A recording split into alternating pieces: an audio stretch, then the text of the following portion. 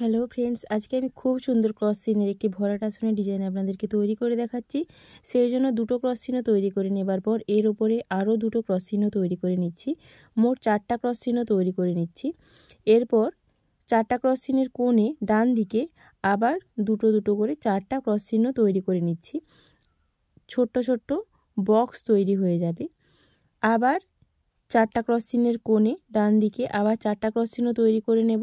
এইভাবে 4টা করে ক্রস চিহ্ন কোণাকোণি 4 বার তৈরি করে নেব।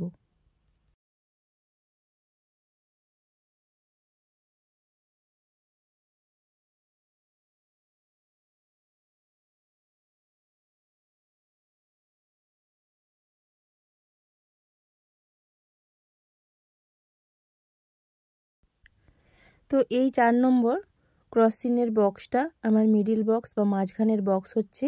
তারপর আবার নিচ দিকে 4টা ক্রস চিহ্ন তৈরি করে নিচ্ছি। আবার 4টা ক্রস চিহ্নের কোণে 4টা ক্রস চিহ্ন তৈরি করে নেব। একটা ভি আকৃতির ডিজাইন আমি তৈরি করে নেব।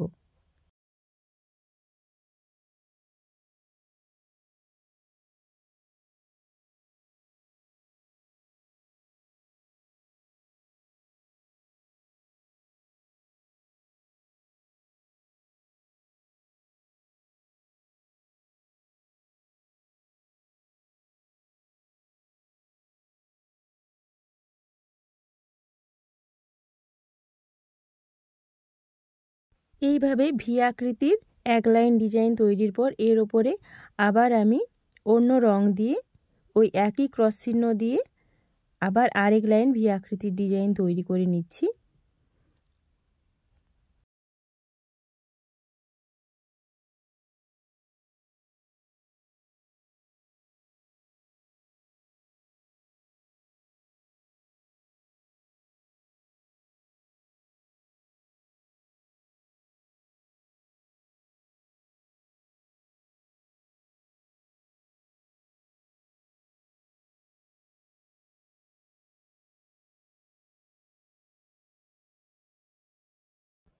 এটি খুব সহজ পদ্ধতির একটি ক্রস চিহ্নের ভরাট আসনের ডিজাইন আপনারা তৈরি করবেন, দেখতে খুব সুন্দর দেখাবে।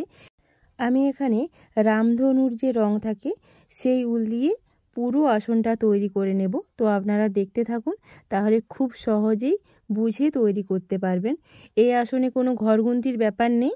আপনারা প্রথমে এক লাইন আগে তৈরি করে নেবেন, তারপর ওপরে ওপরে ওই একই ক্রস সংখ্যা এবং একই ঘর সংখ্যা দিয়ে লাইনগুলো তৈরি হবে।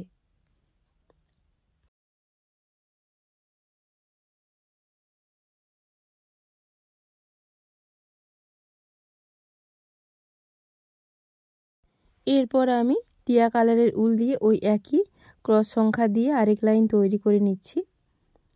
তো পুরো আসনটা আমি এখানে তৈরি করে দেখাচ্ছি না। এরপর আমি হলুদ কালার দেব, তারপর চুন হলুদ কালার বা কমলা কালার, তারপর লাল কালার এবং তারপর বেগুনি কালার, তারপর আবার নীল কালার দেব।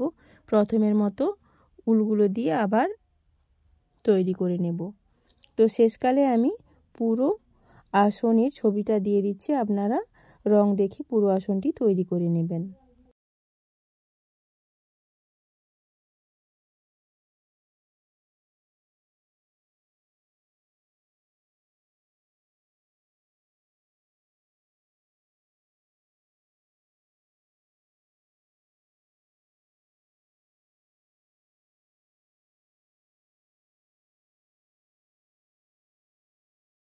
আজকের এই সহজ পদ্ধতির ক্রস চিহ্নের আসনের ডিজাইনটি আপনাদের কেমন লাগলো অবশ্যই কমেন্টে লিখে জানাবেন। ভালো লাগলে লাইক করবেন, শেয়ার করবেন, চ্যানেলটি সাবস্ক্রাইব করে প্লিজ পাশে থাকবেন।